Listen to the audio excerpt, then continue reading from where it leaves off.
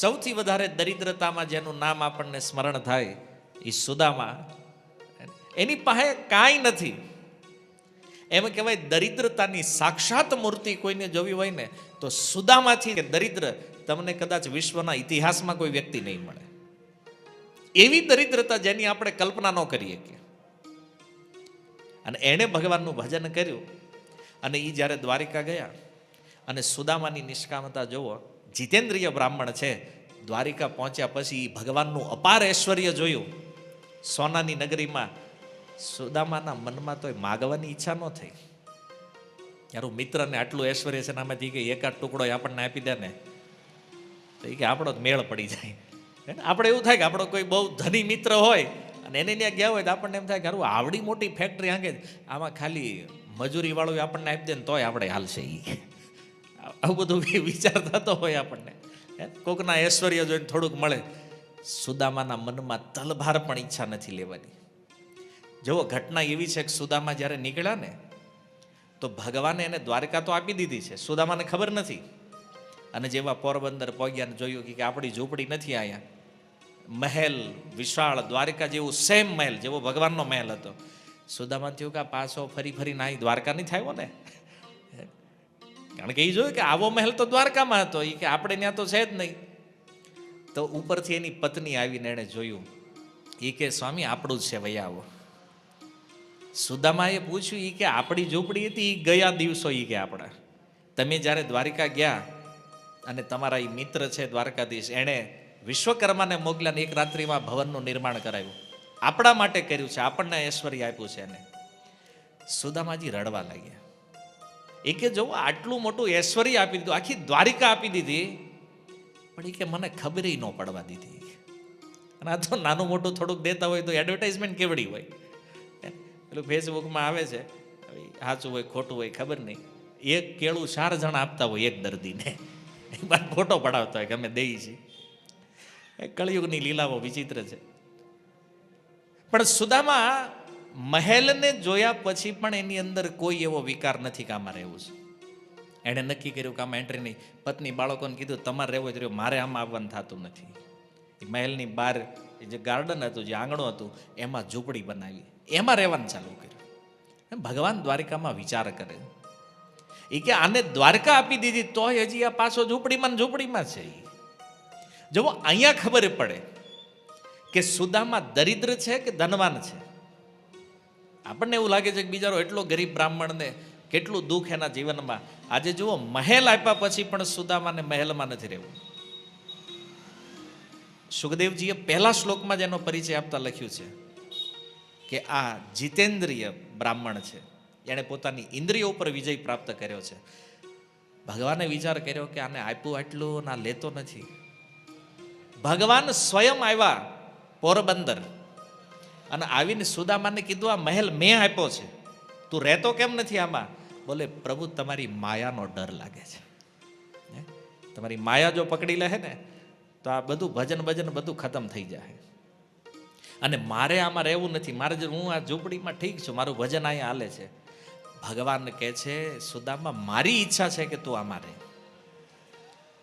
પણ એ કે પ્રભુ તમારી માયા, ભગવાન કે હું વરદાન આપું છું, તને મારી માયા ક્યારેય સ્પર્શ નહીં કરે. ભગવાનની ઈચ્છા હતી ત્યારે સુદામા અંદર ગયા, પણ ભોગોમાં મન લાગ્યું ને એનું ક્યારેય. તો જુઓ, ભલે બાહ્ય રૂપથી આપણને દેખાતું હોય કે ભગવાન એના ભક્તથી બધું છીનવી લે છે, બધું લઈ લે છે, પણ રિયાલિટી એ છે કે બદલામાં પોતાને આપી દે છે. જો એ નિષ્કામતા કેવી હશે ભક્તોની, કે જ્યાં સ્વયં ભગવાનને આવીને કહેવું પડે છે કે આ લઈ લ્યો. ભક્ત લેતા નથી. પણ જો આ જે ભક્તો છે, આના જીવનમાં સમસ્યાઓ હતી, દુઃખ હતા, કે જે કાંઈ હતું આપણને દેખાય છે, એને નથી. પણ એ લોકોની ભક્તિ એવી હતી કે અપાર ઐશ્વર્ય પ્રાપ્ત થયું તોય કોઈ ચિંતા નથી. પહેલાં કાંઈ નહોતું ત્યારેય કોઈ દુઃખ નહોતું, અને આટલું મળ્યા પછી કોઈ સુખય નથી. એક જ સમાન સ્થિતિમાં રહી અને આ ભગવાનને સમર્પિત ભક્તો છે. એટલે ભાગવતના શ્લોકને વાંચીને આપણે એવો વિચાર ન કરવો જોઈએ કે જો આપણે ભક્તિ કરશું ને ભગવાન બધું લઈ લે તો આપણે શું કરશું? આપણું નહીં લે. પહેલા એ વિશ્વાસ રાખો કે આપણું નહીં લે. શું કામ નહીં લે? કારણ કે પરીક્ષા ભગવાન એની કરે જે પાસ થવાનો હોય. આ સુધી તમે જુઓ, ભગવાને પરીક્ષા કરીને કોઈ ફેલ થયો હોય આવો કોઈ એક્ઝામ્પલ, કોઈ કથા છે? નથી. શું કામ? કારણ કે ભગવાન પરીક્ષા એની જ કરે કે જેમાં એને વિશ્વાસ હોય કે આ પાક્કો વિદ્યાર્થી છે, આ પાસ થવાનો. અને આપણી લેવા જાય ખબર છે કે આપણે જો બધું વયું જાય, આપણે માળાવાળા બધું મૂકીને કે પહેલાં ધંધો, પછી ટાઈમ રહે તો ભજન કરશું, માળા કરશું. એટલે આપણા જેવા લોકોની પરીક્ષા કરવાના નથી. એટલે બહુ ચિંતામાં નહીં રહેવાનું. ત્યારે આપણે તો મહામંત્ર જપીએ છીએ, હરે કૃષ્ણ નામ લઈએ છીએ, અને આપણું બધું વયું જાય તો શું થાય? ભગવાનને ખબર હોય કોનું લેવાય અને કોનું ન લેવાય. જેનું ઐશ્વર્ય લેવાથી એની ભક્તિ વહી જતી હોય, આવા લોકોનું ભગવાન કોઈ દી લેતા. અને આપણે અભિમાન નહીં કરવાનું, એટલે આપણું ક્યારેય નહીં લે. પ્રોબ્લેમ ત્યાં છે કે જેને જેને ક્યાંક મુક્ત કરવા છે ક્યાંકથી. હવે જો વિભીષણજીને હું કામ ભગવાને ત્યાંથી હટાવ્યા? હાલો, એક વાત છે કે લંકામાં રહેતા હતા તો નૈન્યાને રહેવા દીધા હોત તો પ્રોબ્લેમ એ હતો કે રાવણ મરે નહીં. જ્યાં સુધી કોઈ ભક્તનો અપરાધ ન કરે ત્યાં સુધી તો એનો અંત થવાનો નથી. હવે વિભીષણ ને રાવણ બે એવા પ્રેમથી રહેતા હતા. મંત્રી છે વિભીષણ, અને સલાહ સૂચન કરે રાવણને, રાવણ બધું માને વિભીષણનું. ભગવાને જોયું કે આ જ્યાં સુધી રાવણ હારે છે ત્યાં સુધી તો રાવણ મરવાનો નથી. એટલે ભગવાને શું કર્યું? હનુમાનજી મહારાજને મોકલ્યા, અને એ જ રાવણ જેની ભારે બે ભાઈને એવી મિત્રતા હતી ને, એ રાવણ પાસે લાત મરાવી વિભીષણને. કારણ કે હારો માણા નબળા હારે હોય ને, આમાં સમાજને નુકસાન બહુ મોટું છે. તો એ નબળાથી એને આઘો કરવો હોય તો કંઈક તો લીલા કરવી પડશે. તો જ્યાં સુધી વિભીષણ લંકામાં હતા ત્યાં સુધી લંકા સુરક્ષિત છે. કારણ કે જ્યાં સુધી ભક્તને અપરાધ નહીં થાય ત્યાં સુધી તો રાવણનો અંત થવાનો નથી. એટલે રાવણ દ્વારા લાત પડી જ્યારે વિભીષણને, ત્યારે એને થયું કાંઈ રહેવાય નહીં. અને ત્યાંથી નીકળ્યા લંકામાંથી, અને તરત રાવણ, એના રાક્ષસ કુળ સહિત રાવણનો અંત થઈ ગયો. તો આવી રીતે ક્યાંક ક્યાંક ભક્તો હોય તે ક્યારેક ક્યારેક હલવાઈ જાય ગયેલા હોય. શું કામ? માણા હારો હોય પણ નબળા હારે વયો જાય ને, પછી એને એમ થાય કાંઈ વાંધો નહીં, હું તો હારો છું ને એ ભલે ખરાબ હોય, એમ કરી નાખતો હોય. પણ આ ભગવાનને પસંદ નથી. સારાઈ નબળાઈ હારે રહે ને, આ ભગવાનને ગમતું નથી. એટલે એ ટકવા નથી દેતા, કર્યા જુદા ત્યાંથી. જવો સેમ પ્રહલાદ મહારાજનો કિસ્સો જોવો તમે ભાગવતમાં. પ્રહલાદ મહારાજને જ્યાં સુધી હિરણ્યકશિપુ પ્રેમ કરે છે ત્યાં સુધી હિરણ્યકશિપુ સેફ છે, સુરક્ષિત. પણ જેવા પ્રહલાદ મહારાજ ઉપર અત્યાચાર શરૂ થયા, તરત જ હિરણ્યકશિપુનો અંત સમય આવી ગયો નજીક. ભક્ત ઉપર જ્યાં સુધી કોઈ પ્રહાર ન થાય ત્યાં સુધી ભગવાન કોઈ એક્શન લેતા નથી. આ ભગવાનની સિસ્ટમ છે. રાવણે કેટલા યુગો સુધી અત્યાચાર કર્યા, હિરણ્યકશિપુએ કેટલા યુગો સુધી અત્યાચાર કર્યા, ભગવાન નો આવ્યા. બે અવતારની અંદર જુઓ, ભગવાન રામ ક્યારે આવ્યા? જ્યારે વિભીષણ ઉપર પ્રહાર થયો. અને ભગવાન નરસિંહ ક્યારે આવ્યા? જ્યારે પ્રહલાદ મહારાજ ઉપર અત્યાચાર થયો. તો ભક્તનો કોઈ અપરાધ કરે ત્યારે જ ભગવાન એક્શન લેવાનું પ્રારંભ કરે. ત્યાં સુધી ભગવાન કે એ બધું એનું ફોડી લે, ક્યાં કે રાખો વાંધો નહીં. આટલા પ્રિય છે ભક્ત ભગવાનને. અને આવા ભક્તને કંઈક ગુમડું થાય તો પછી ભગવાનને સહન થાય? માની લો સામાન્ય માતા હોય, બાળકના રોગને એ સહન ન કરે, તો ભગવાન પોતાના ભક્તના રોગને કેમ સહન કરે? અને એટલા માટે જે સદવૈદ છે, જે સાચા ગુરુઓ છે, એ હંમેશા રોગીને સલાહ એ આપે કે જેનાથી એનો રોગ દૂર થઈ જાય. પછી ઓલો રોગી કદાચ માનતો હોય, ન માનતો હોય, એની ઈચ્છા હોય ન હોય, એ વૈદ્ય એની સામું નથી જોતા કે આ દવાને કડવી લાગશે તો કડવી લાગે કે મીઠી લાગે, આને પીવાની છે. અને ક્યારેક દર્દી બહુ આમ તેમ થતો હોય તો ડૉક્ટર ખીજાઈ જાય. કારણ કે એનું લક્ષ્ય છે રોગને દૂર કરવો. તો આવી રીતે કોઈ દર્દી કદાચ વિચાર કરે કે મને તમે ગળી દવા આપો, કારણ કે અત્યાર સુધી તમે આપી બધી બહુ કડવી છે, ગળી દવા આપો ને તો હું પીશ. ડૉક્ટર કહે દવા કડવી છે ને એ જ પીવાની જ તારે. તો આ રીતે વૈદ્ય એના રોગનો સમૂળ નાશ કરે, એમ ભગવાન પોતાના ભક્ત ઉપર વિપરીત કૃપા કરે આ પણ એક કૃપાનો જ પ્રકાર છે. વિપરીત કૃપા જ્યારે ભગવાન કરે ત્યારે એ પોતાના ભક્તના રોગનો સમૂળ નાશ કરી દે છે. તો આ રીતે ભગવાન પોતાના ભક્તને બચાવે, એની રક્ષા કરે છે. એકવાર નારદજીને ઈચ્છા થઈ લગ્ન કરવાની. નારદજી સંન્યાસીઓના ગુરુ છે, બ્રહ્મચારીઓમાં શિરોમણી છે.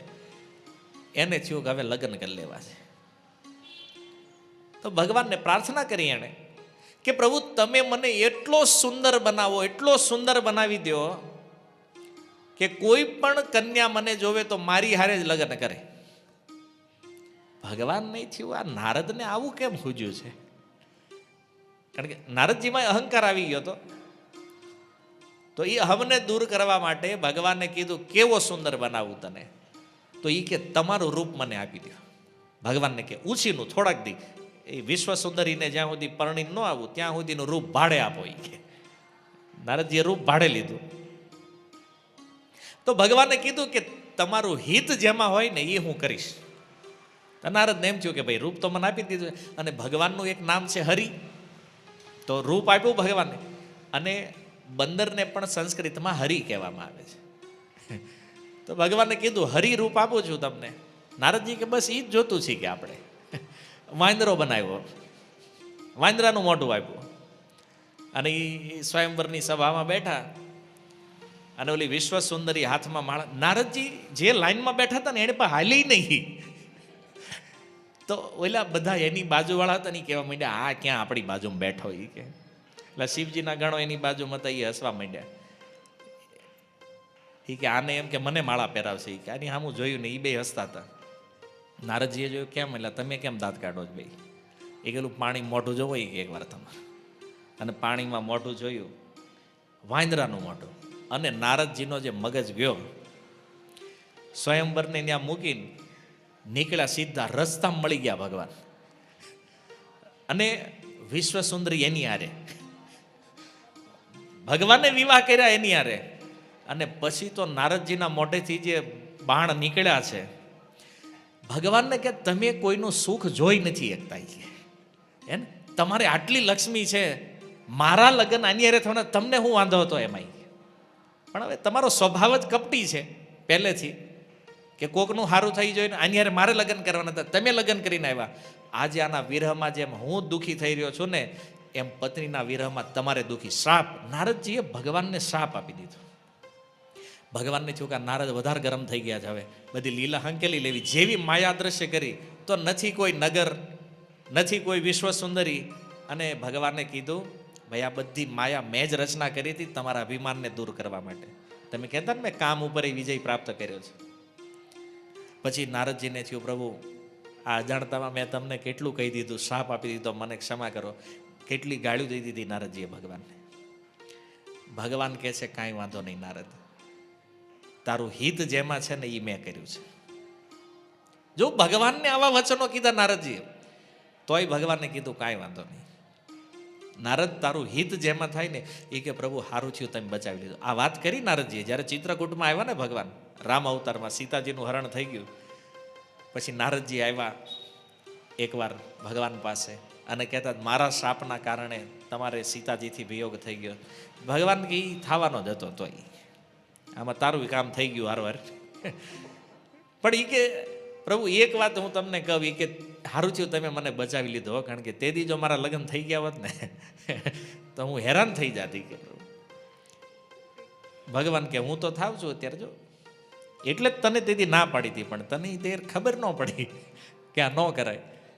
પણ નારદજી કે નહીં પ્રભુ તમે મારું બહુ હિત કર્યું છે કે આ વસ્તુથી તમે મને બચાવ્યો. તો ભગવાનને વિવાહ ન થવા દીધા. પણ એ નારદજીને પછી ખબર પડી કે ભગવાને કેટલો મોટો અનુગ્રહ કર્યો છે નારદ ઉપર, એના વિવાહ નહીં કરાવીને. તો પહેલા નારદજીને એમ લાગ્યું ભગવાન મારી યારે છેતરપિંડી કરી રહ્યા છે, પણ અંતે એને સમજાણું કે નહીં આ તો ભગવાને મારી ઉપર કૃપા કરી છે. તો ભગવાન કોઈ જીવ સાથે કાંઈ પણ કરે, ખાસ કરીને એના ભક્તો સાથે, આપણને એવું લાગે કે એને દુઃખી કરે છે અને કષ્ટ આપે છે, પણ એમાં એ ભક્તનું હિત છે. જેવી રીતે આપણે રોગથી મુક્ત થઈ જાવી એટલે આપણને બધી વસ્તુ ખાવા પીવાની છૂટ મળી જાય. એમ જ્યારે આપણે આ ભવરોગથી મુક્ત થઈ જાવી તો આપણને સીધું ભગવાનનું જ ઐશ્વર્ય પ્રાપ્ત થવાનું છે. હે ને? આ જગતમાં 5-25 કરોડ હાટું માથા ફોડતા હોય, પણ શું કામ નથી સમજતા કે જો ભજન કર્યું અને ભગવાનને પામી ગયા તો વૈકુંઠમાં જેવું ભગવાનનું ઐશ્વર્ય છે ને, કારણ કે બાપાનું છેલ્લે તો દીકરાનું જ હોય. ભગવાનના જ ઐશ્વર્યના ઓટોમેટિક સ્વામી બની જાઓ. અહીંયા ટાઈમ વેસ્ટ કરીએ છીએ એમ થોડી એવી વસ્તુઓ માટે, થોડા એવા ધન માટે. કઈ વાતની કમી રહેશે વૈકુંઠ ગયા પછી? વિચારો, કઈ વાતની બાધા રહેવાની છે? આપણે નથી. પણ આ ભવરોગ લાગવાના કારણે આ સાંસારિક ધન, સાંસારિક ઐશ્વર્ય વારંવાર આપણને એટ્રેક્ટ કરતું રહે, એની લાલસાઓ બન્યા કરે. અને એમાંય આપણીથી આગળ કોકને જોઈ ગયા એટલે વાર્તા પૂરી. બસ આની સુધી નહીં પહોંચવી ને ત્યાં સુધી હવે હક નહીં થાય. હાલો થોડીક મહેનત કરીને પહોંચી ગયા, ન્યા પહોંચે ને તો પછી એનાથી વધારે દેખાય સામે. ઘણા લોકો એવા છે અમારી પાસે આવીને ઘણી વાર કહેતા હોય એ કે પ્રભુજી 1 કરોડ એકવાર આવી જાય ને એટલે બધું બંધ કરીને ખાલી ભજન જ કરવું છે. અને ભગવાનની દયા હોય, ભગવાનને એમ થાય કે આ જો ફૂલ ટાઈમ આવી જતો હોય વાંધો નહીં, કરોડ થઈ જાય પછી એને પૂછવી કે હવે પ્રભુ નહીં થાય. એટલે કેમ? મોંઘવારી જો 7% વધે છે. 10 કરોડ હોય ને તો નો વાંધો આવી કે તો થઈ જાય, એમ થાય વાંધો ને હાલો આને 10 સુધી જવા દો, 10 કમાવા દો. પછી પાછો 10 સુધી પહોંચી જાય. 10 કરોડ આપણે કે હવે ભજનમાં આવવાનું ફૂલ ટાઈમ ના. કેમ? તો કે ઓલો અમારા પાડોશી 100 કરોડ છે એની પાસે. એ જ્યારે 100 પહોંચે ને એમ થાય 100 પહોંચ્યા પછી નહીં વાંધો આવે. એ 100 પહોંચે ને તો દેખે ઓહો 1000 વાળા એટલા આટા મારે છે આપણી આગળ, હે ને? 1000 કરોડ વાળા. તેને એમ થાય કે ન્યા પહોંચી જવું તો આપણે ટોપ મોસ્ટમાં આવશું. બહુ મહેનત કરે ગમે એમ કરીને પાછો 1000 પહોંચે ને તો ખબર પડે કે ઓહો 10,000 ને 20,000 કરોડ વાળા આપણી આગળ આટા મારે છે. એને એમ જ લાગે આપણી વેલ્યુ હજી ડાઉન છે. અને આમ કરતાં કરતાં એક સમય એવું આવે કે આખા વિશ્વમાં સૌથી વધારે સંપત્તિ મારી પાસે હોવી જોઈએ, પહેલો નંબર અમારો હોવો જોઈએ નંબર જાળવવા માટે. અને માની લો આખા વિશ્વમાં સૌથી ધની પણ બની જાય તો વિચાર કરે કે હવે ઇન્દ્ર બનવું છે. આ બધું ઊભું નથી રહેતું. અહીંયા આખા વિશ્વનું પણ સ્વામિત્વ મળી ગયું. જુઓ કેટલાય રાજાઓની કથા ભાગવતમાં છે. ચક્રવર્તી સમ્રાટનું બિરુદ મળે ને પછી એને થાય કે હવે સ્વર્ગનો રાજા બનવું, ઇન્દ્ર બનવું છે. 100 અશ્વમેધ યજ્ઞ કરે ને ઇન્દ્રનું પદ મળે તો એ યજ્ઞો ચાલુ કરે ઇન્દ્રનું પદ લેવા માટે. અને ક્યારેક ઇન્દ્ર બની પણ જાય તો એને છેલ્લે એમ થાય કે હવે એકવાર બ્રહ્મા બની જાય ને પછી વાંધો નહીં. આ ક્યાંય ઊભું રહેતું જ નથી. આનો કોઈ અંત નથી. અને કોઈને પણ એમ થઈ જતું હોય કે અહીંયા બસ અહીં ઊભું રહેવું છે, અહીંયા બ્રેક લાગશે. આની કોઈ બ્રેક નથી. એટલા માટે કે આખા સંસારનું બ્રહ્મા સહિતના પદનું ઐશ્વર્ય જે છે એ માની લો એક મહાસાગરની અંદર રેતીના એક કણ જેવું છે. કારણ કે મહાસાગર જે છે ને એ ભગવાન વિષ્ણુનું ઐશ્વર્ય છે. અને એની સામે આ અનંત જગતનું આ ઐશ્વર્ય જે છે એ કણની સમાન છે. તો વિચાર કરો કે જ્યારે ભગવાનને પ્રાપ્ત કરી લેશો તો અપાર ઐશ્વર્ય આપણે આ પ્રાપ્ત થવાનું છે. અને અહીંયા ગમે એટલી મહેનત કરો, ગમે એટલી મથામણ કરો, અંતે મૃત્યુ સમયે બધું શૂન્ય થઈ જવાનું છે. અને આ જ વાત જો સત્ય છે તો પછી વ્યક્તિએ પોતાના આત્મકલ્યાણનો વિચાર કરવો જોઈએ કે સંસારનો વિચાર કરવો જોઈએ? તો અજ્ઞાનની સ્થિતિમાં સંસાર દેખાય કે નહીં આ બધું તો ઠીક છે, હવે બધા ભજન ભક્તિનું કીધા કરે, બાકી કાલ છોકરા પરણાવવાના થાય, કેમ થાય? આવા બધા વિચારો આવે. આ મોંઘવારી ને આટલું ભણાવવાનું, નામ કરવાનું, તેમ કરવાનું, આ બધું મનમાં આવે. પણ જો એ બધું બાધા નથી. આ બધા વ્યવહારિક કામ તો ચાલવાના છે. આપણો ધંધો, નોકરી, પરિવારનું પાલન, વ્યવહાર બધું ચાલશે. પણ મુખ્ય વસ્તુ આપણા જીવનમાં છે આપણું આત્મકલ્યાણ. કારણ કે મૃત્યુ સનાતન સત્ય છે. એ આવવાનું છે, એ કન્ફર્મ છે. ક્યારે આવવાનું છે એ આપણે જાણતા નથી, પણ આવવાનું છે એ તો કન્ફર્મ છે ને. અને આપણી પાસે એટલું તો જ્ઞાન છે કે મૃત્યુ સમયે આ શરીર પણ આપણી સાથે રહેતું નથી. તો બીજી ધન સંપત્તિ ઐશ્વર્યની તો વાત છોડી દો. તો આ જે સંસારમાં આપણે રહીએ છીએ, આ મનુષ્ય જીવનમાં આપણું કર્તવ્ય છે કે આપણા આત્મકલ્યાણનો વિચાર કરવો જોઈએ. ધન ઐશ્વર્ય તો જે કર્મ પ્રમાણે ભાગ્યમાં હશે એ આવશે, અને નહીં હોય તો વયું જાય. આખી જિંદગી મહેનત કરીને જો ભાગ્યમાં નથી તો છેલ્લે ઉડી જાય છે બધું. મૃત્યુ પછી ધન જાય એવું નથી. આ જગતમાં કોઈ કાપડા લઈને ઉઠી ગયો હોય તો આપણે જીવતા હોય તઈ વયું જાય છે. જોયું છે ને? હે, આપણા જ હાથમાં હોય બધું તોય આપણે એ ધનને પકડી શકતા નથી. આ વાસ્તવિકતા છે. અને એટલા માટે આ જીવન પૂરું થાય એ પહેલા આપણે આપણા આત્મકલ્યાણનો વિચાર કરવો જોઈએ.